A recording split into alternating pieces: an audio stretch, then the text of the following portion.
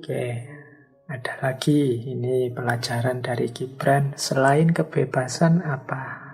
Air mata. Kata Gibran, cinta yang dibasuh oleh air mata akan tetap murni dan indah senantiasa. Jadi mungkin ini ya salah satu tadi alasan mengapa sih banyak sekali kisah-kisah cinta yang dahsyat, yang populer, yang agung itu akhirnya sad ending. Sad ending itu berakhir tidak bahagia. Sebagian besar bahkan berakhir tragis. Saling meninggal, masing-masing mati karena cinta. Nah, katanya Gibran memang cinta itu kalau bertabur air mata biasanya tetap murni dan indah. Mengapa? Ya karena dalam tantangan, dalam ujian, ketika ada banyak masalah, cinta itu akan menguatkan para pecinta. Situasi-situasi sulit ini akan semakin menguatkan cinta. Situasi sulit itu sebenarnya tidak hanya berhubungan dengan cinta, tapi mungkin teman-teman mengalami hidup susah dengan siapa, dalam hal apa, itu biasanya kenangannya jauh lebih indah, lebih murni. Mungkin tidak harus dengan lawan jenis, dengan teman misalnya. Pernah sama-sama mengalami kesulitan berdua dengan temanku yang ini. Itu kan pengalamannya lebih berkesan.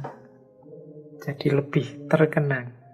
Saya bilang tadi, kenangan itu sifatnya indah.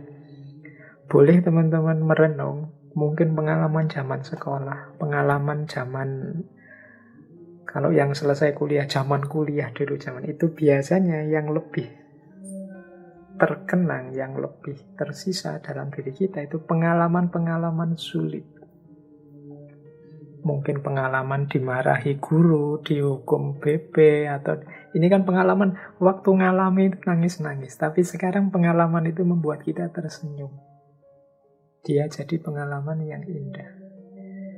Itu kan pengalaman biasa sehari-hari, apalagi pengalaman cinta.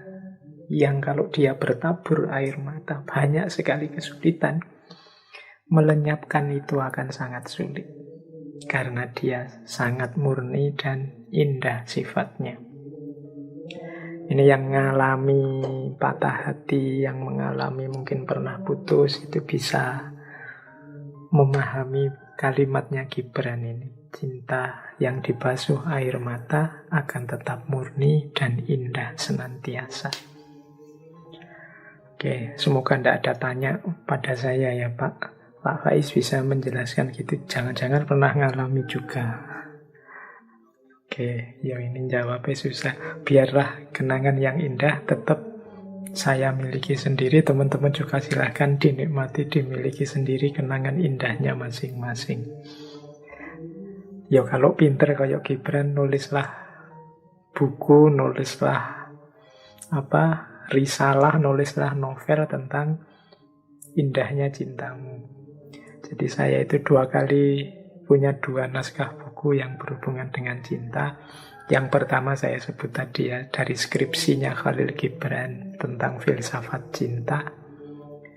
Yang kedua judulnya Risalah Patah Hati. Tuh, teman-teman mungkin beberapa sudah pegang buku itu buku lama.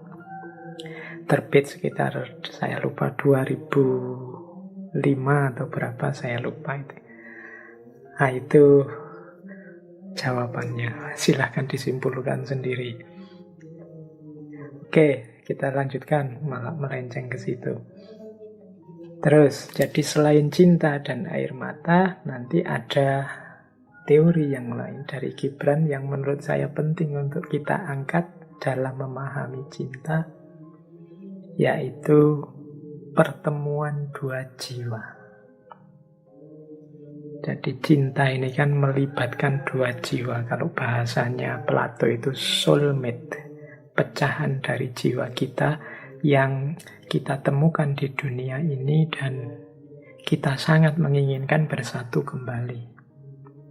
Kalimatnya Gibran seperti ini. Jiwa yang duka menemukan ketentraman manakala bersatu dengan sesamanya. Jiwa-jiwa itu bersatu dalam kebersamaan rasa.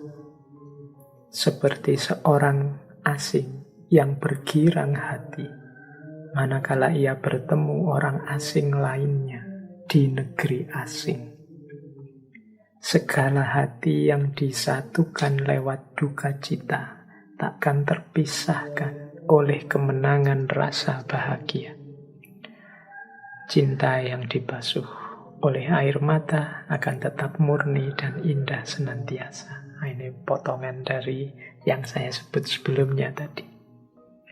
Jadi, karena cinta itu pertemuan dua jiwa, maka biasanya jiwa-jiwa bisa bertemu dan bersatu kalau dia ada di frekuensi yang sama. Kalau dia saling cocok, kalau dia saling nyambung, bersatu dalam kebersamaan rasa. Katanya Gibran, seperti orang asing yang girang manakala bertemu orang asing lainnya di negeri asing.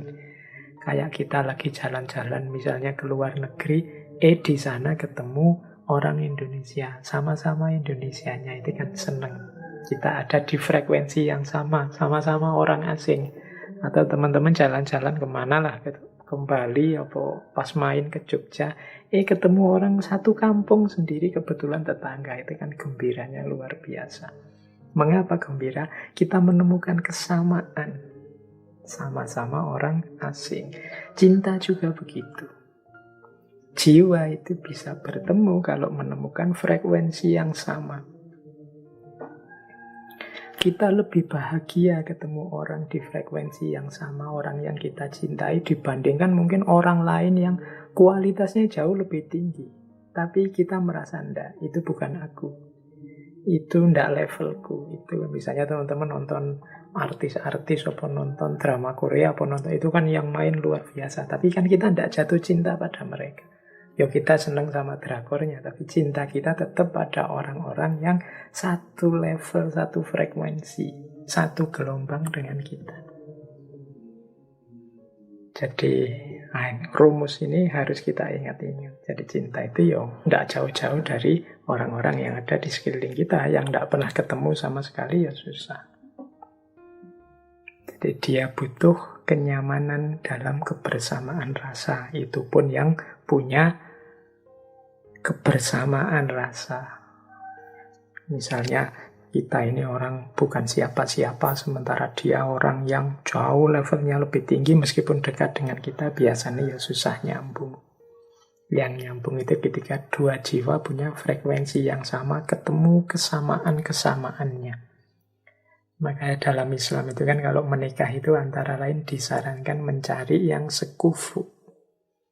Sekufu itu kalau saya mendefinisikan tidak selalu harus urusan sama-sama kaya atau level sosial, status sosialnya sama. Tidak harus selalu begitu, tapi ada kesamaan pertemuan dua jiwa. Jadi dua jiwa ini frekuensinya sama, maka dia mudah bersambung.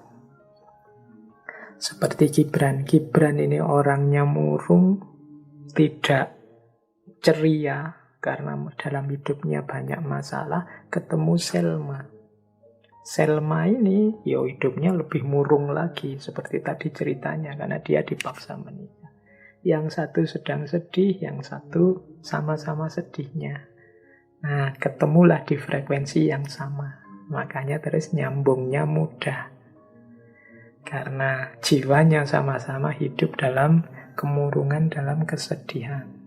Jadi ini di antara teori dari Gibran adalah jiwa yang duka menemukan ketentraman manakala bersatu dengan sesamanya.